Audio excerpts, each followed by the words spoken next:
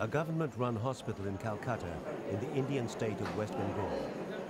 The hospital is overcrowded and understaffed, common features of government health care throughout India. Patients are forced to share beds where basic equipment is in short supply.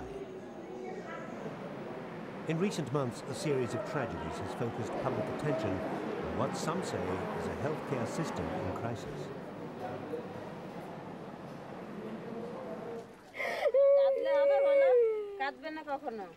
On the outskirts of Calcutta, a grieving mother is comforted by a relative. A few months ago, Bhagabati Das watched her 14-month-old daughter Shrabani die in hospital. Overworked nurses failed to give her daughter the oxygen she needed to help her breathe. Shrabani Das was one of 8 children who died at the B.C. Roy Memorial Hospital in Calcutta in the space of one day in September. A few weeks earlier, 18 children had died within just 4 days. Victims were said to have died because of a shortage of oxygen and hospital beds.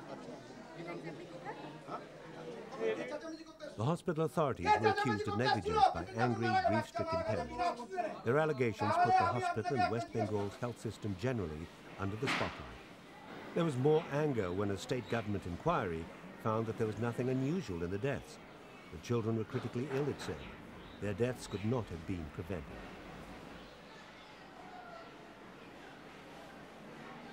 The message to their parents or relatives of the deceased patient is that we did our best. We had everything. It's not that it's a lack of facility or something, or because of negligence that your children have died.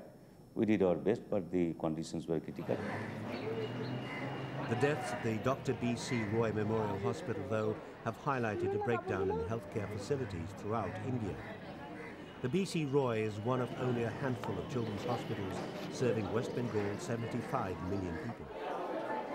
A lack of healthcare facilities in villages, towns and districts throughout the state means the hospital is always overcrowded.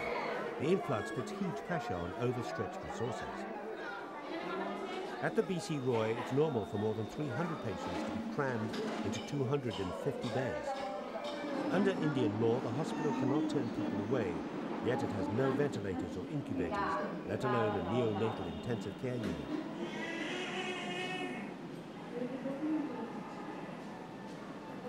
Dr. Aniruddha Kar investigated the child deaths at the B.C. Roy on behalf of the state government. He says that the staff at the hospital are dedicated and committed, and that fatalities should be seen in the context of the difficult conditions under which the staff are forced to work. If you ask about the perfection, definitely there was some lacking.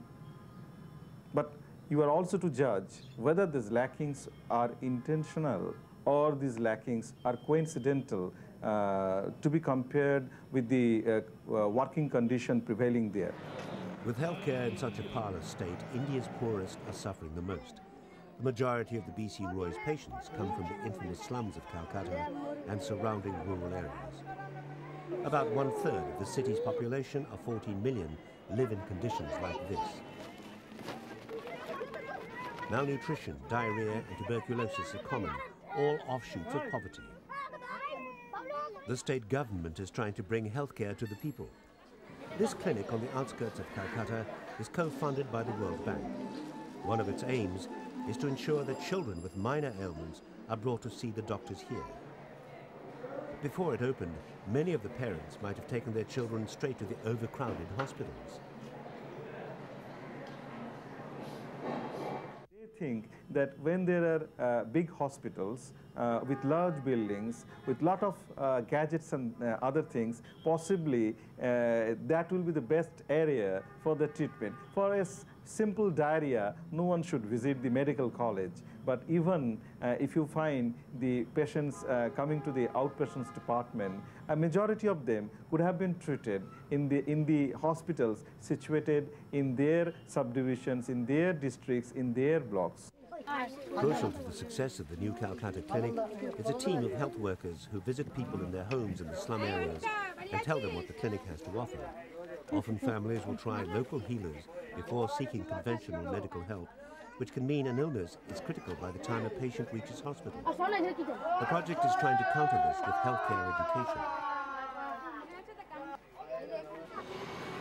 India's constitution envisages the nation as a welfare state, yet each year less than $3 per head is spent on public health, a tenth of the amount recommended by the World Health Organization.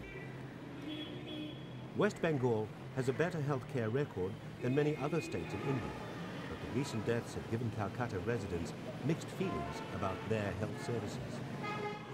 इसलिए यहाँ की सरकार जो है कुछ लापरवाही बरतती है इस कारण से बच्चों की सुरक्षा के लिए स्वास्थ्य के बारे में असुरक्षित महसूस होता है। আমার পুরোপুরি আস্থা রয়েছে। I have total confidence. দু একটা ক্ষেত্রে তো ঘটেছে ঘটনা, কিন্তু সারা পশ্চিমবঙ্গে জিনিস ঘটেনি। সুতরাং দু একটাকে নিয়ে যতই আমাদের কাগজ বা টিভি মানে করুন না হাইলাইট করুন না কেন, এর প্রতি আমার মতো সাধারণ মানুষের আস্থা হারায়নি। They don't have too many doctors there at the hospital. They need a lot more staff, they need a lot more infrastructure, they need a lot of help from outside, which we don't have. For the few who can afford private healthcare, new hospitals like the Institute of Cardiac Sciences in Calcutta offer state-of-the-art medical assistance. The average cost of a bypass or open heart surgery here is $2,000. Institutions like this, though, may be leading the way, following a path midway between the government and commercial sector, offering subsidized or free treatment to those who can't afford to pay. This baby is waiting for an operation to close a hole in his heart. This woman has just had coronary bypass surgery. Their treatment, like 30% of the patients here, has been paid for by the Institute's policy of putting profits back into the system and collaborating with a range of funding organizations.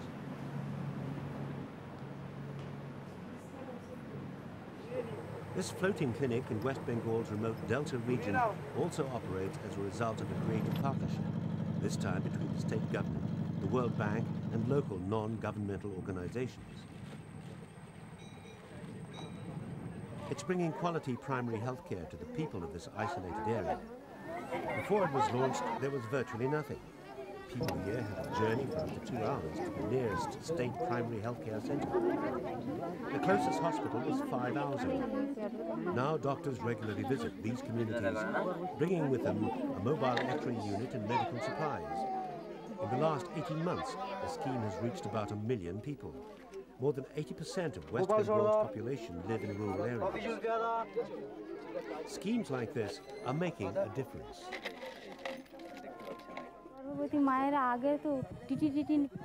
Pregnant women are receiving treatment and babies are receiving treatment.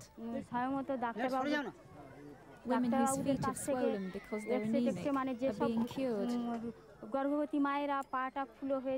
We're all being helped by this medical centre.